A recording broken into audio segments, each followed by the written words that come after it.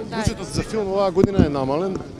Објаснувањето на релевантни представници на Министерството за култура е дека е тоа заради тоа што во минатото постоеле дубиози и дека средствата биле давани на непродуктивни и непотребни проекти.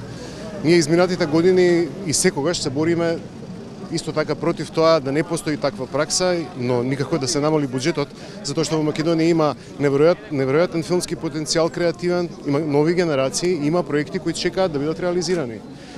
Значи, никако намалување на средствата за филм, напротив, туку нивно правилно искористување, заострување на критериумите за филм и подршка кон филмите.